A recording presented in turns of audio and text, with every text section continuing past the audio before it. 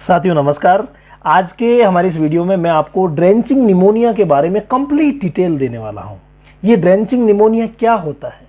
जब भी ज़बरदस्ती किसी भी पशु को दवा पिलाई जाती है, जैसा कि यहाँ पर भैंस को पिलाई गई है, और वो दवा जो भोजन नली है उसमें नहीं जा करके और श्वास नली में चली जाती है, उसे हम ड्रेंचिंग निमोनिया कहते हैं। और ड्रेंचिंग निमोनिया इतनी खतरनाक बीमारी है कि पशु की जान भी ले लेती है, विशेष तौर से भैंसों में।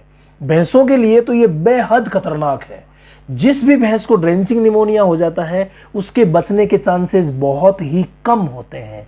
आज इस बीमारी के बारे में कंप्लीट डिटेल मैं आपको बताने वाला हूं, लेकिन पूरी डिटेल जानने से पहले एक बार आप इस भैंस की आवाज सुन लीजिए, क्या स्थिति है। ये सुबह वही दिन भी बाद में पहले एक दूसरे उगाले से रेडी हो गई। बहुत टाइम ये लिया तो शाम का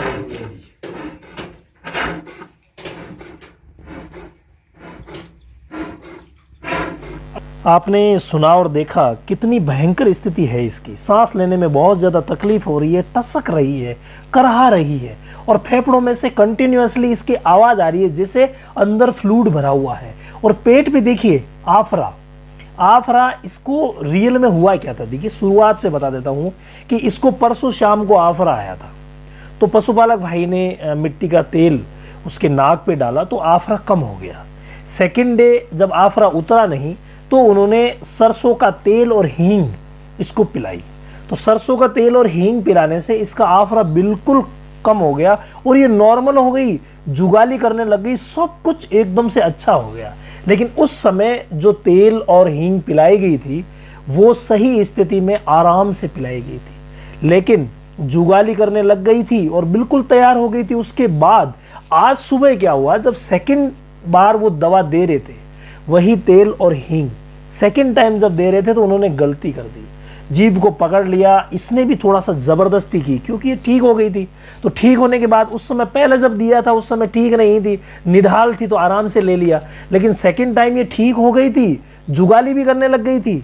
उसके बाद जब इन्होंने ये दिया और देते ही इसकी ये कंडीशन हो गई। जो ही इन्होंने बोतल बाहर निकाली, ये गलतियां होती है साथियों। दवा हमेशा ही जब भी पिलाई जाती है बहुत ही इजीली पिलाई जाती है, और दवा भैंस को पिलाना तो बहुत ही ज़्यादा खतरनाक दुष्कर काम है। जब भी अगर दवा देनी हो तो हम उसकी गोलियां बना करके और मुंह में दे करके आराम से धीरे धीरे खिला सकते हैं, लेकिन दवा पिलाना भैंस के लिए बहुत ज़्यादा खतरनाक होता है। अगर थोड़ी सी भी दवा चली जाती है तो जान चली जाती है। वो जाती है ड्रेंचिंग निमोनिया की वजह से। अब ड्रेंचिंग निमोनिया की वजह से सीरियसटी कब आती है, मतलब सीरियस कंडीशन। देखिए अगर दवा थोड़ी सी गई है और मान लीजिए कि लिक्विड जो है वो बहुत ज़्यादा तरल है, यानी पानी जैसा है, तो उस कंडीशन में कई बार तकलीफ कम होती है। लेकिन जो चीज़ अंदर दी जा रही है वो अगर ऑयली है, मतलब तेलीय है, तो फिर बहुत ही खतरनाक स्थिति हो जाती है। और सेकंड निर्भर करता है उसकी मात्रा पे, यानी कितनी मात्रा में दवा अंदर गई है। अगर ज़्यादा मात्रा में जाती है तो बस 10-15 मिनट ओनली, इतने में भैंस मर जाती है। लेकिन दवा की मात्रा अगर कम जाती है, मतलब मीडियम मात्राएं जाती है, तो उस कंडीशन में होता क्या है, जो ही दवा अंदर जाती है इरिटेशन होता है, इन्फ्लामेशन होती है, और उसी इन्फ्लामेशन को हम ड्रेंचिंग निमोनिया कह देते हैं। और ड्रेंचिंग निमोनिया भैंस के लिए तो हमेशा जानलेवा ही होता है।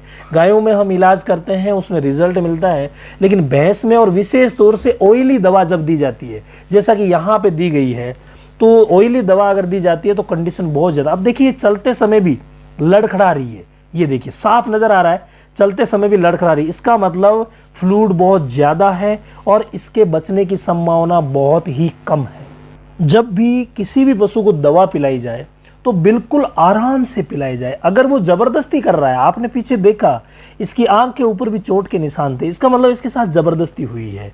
अगर ज़बरदस्ती पिलाया जाएगा तो वो तकलीफ़ करेगा ही करेगा।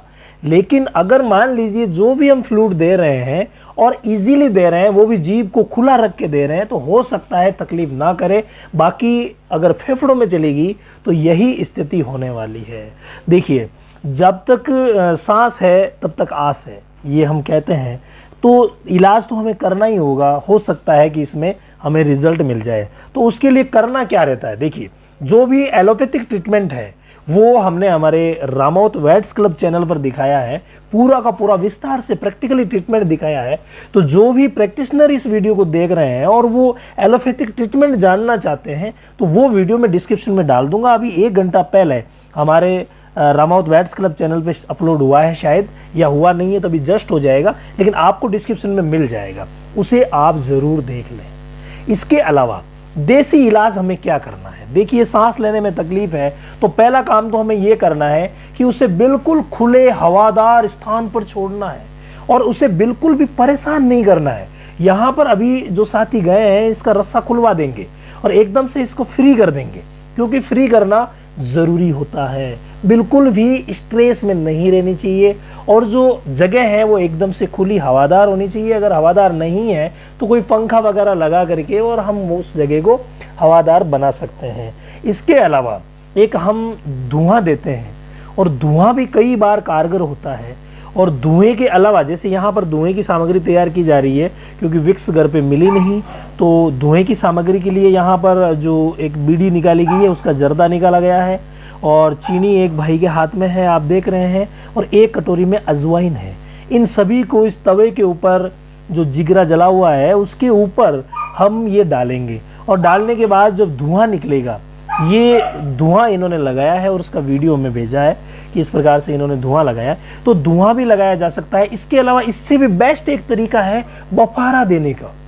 एक भगोने में पानी को उबाला जाए, गर्म किया जाए बहुत ज़्यादा, और उसमें विक्स की अंगुली भर के विक्स डाल दी जाए। अगर विक्स मिल जाए या कोई सी भी बाम अगर मिल जाए तो उसके अंदर डाल दी जाए। ये दोनों चीज़ें नहीं मिल रही है तो हम 2-3 ढक्कन तारपीन का तेल भी ले सकते हैं और उस तारपीन का तेल भगोने में डाल करके और भैंस को थोड़ा सा एक जगह, कोशिश करेंगे कि ये सर को एक जगह रखें और उस जो भाप निकल रही है उसमें उसे सांस लिलवाएंगे, तो वो अगर फेफड़ों में जाएगी तो काफ़ी हद तक उसे रिलीफ देगी।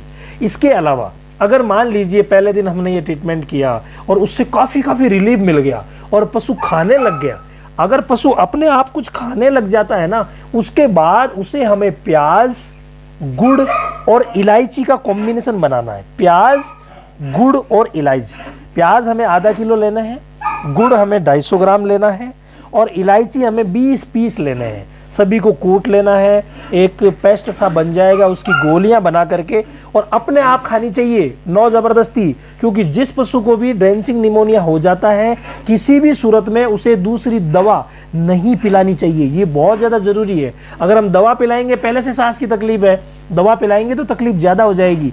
ये मैं बता रहा हूँ, ये फॉर्मूला तब देना है जब वो खाने पीने लग जाए और थोड़ी बहुत फेफड़ों में से आवाज़ आ रही है, उस कंडीशन में